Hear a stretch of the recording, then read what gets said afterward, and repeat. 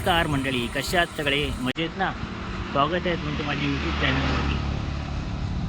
मित्रांनो, आज आपण आलो आहोत अष्टविनायकापैकी एक असलेलं वरद विनायक महड येथील गणपती मंदिरामध्ये. खोपोलीपासून साधारण 7 ते 8 किलोमीटर अंतरावर असलेले हे मंदिर फार छान आहे, बघण्यासारखं आहे. अष्टविनायकापैकी हे एकमेव मंदिर असं आहे की ज्याच्या गाभाऱ्यात जाऊन मूर्तीची पूजा करता येते. चला तर मग जाऊया.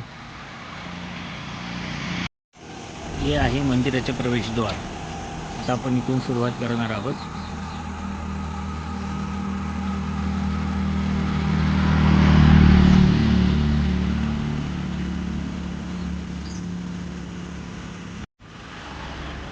आता आपण मंदिराच्या जवळ पोहोचलेलो आहोत.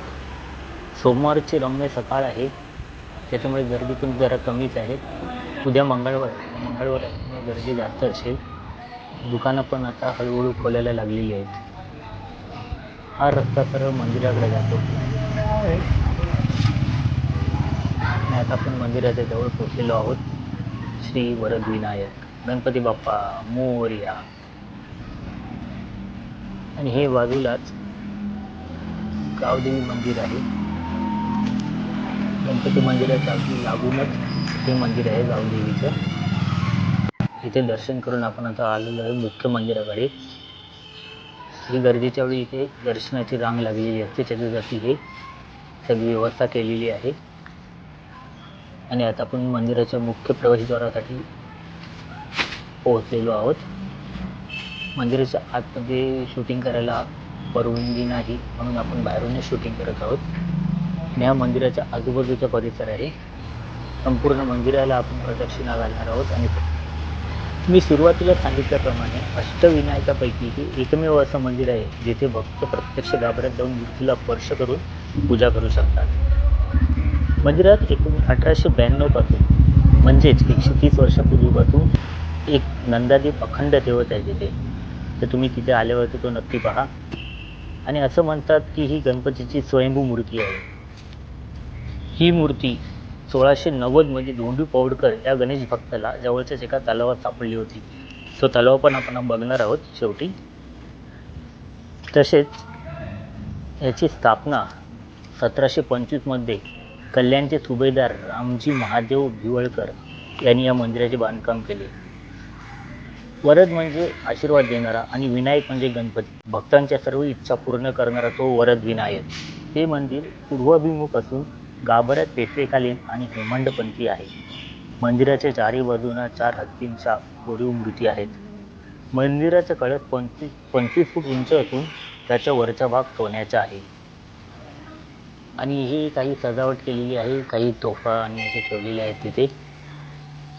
आणि असंच जर पुढे आलो तर तुम्हाला इथे भक्त निवास पण भेटेल. इथे राहण्याची उत्तम सोय आहे. आणि त्या भक्त निवासच्या बाजूला एकदम लागून दत्त मंदिर आहे. असं छान असं हे मंदिर. संपूर्ण मंदिराला वळसा घातल्यानंतरच तुम्हाला संपूर्ण मंदिराचा अनुभव येईल. आता आपण तो तलाव पण बघूया ज्याच्याबद्दल आपण बोलत होतो.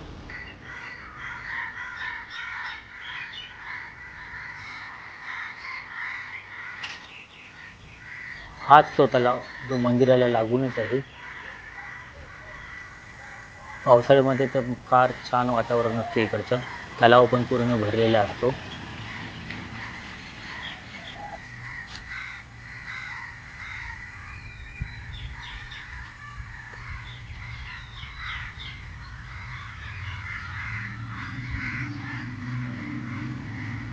तर मित्रांनो, जर तुम्हाला बाप्पाच्या चरणावर माथा टेकवायचा असेल आणि शांततेचा अनुभव घ्यायचा असेल तर महाडच्या वरद विनायकाला नक्की भेट द्या.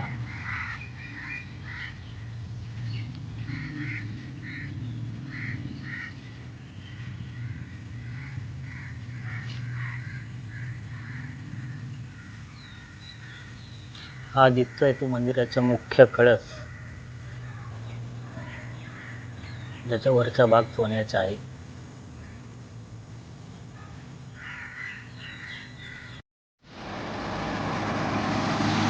दर्शन आटून आता आपण परतीच्या प्रवासाला लागलेलो आहोत.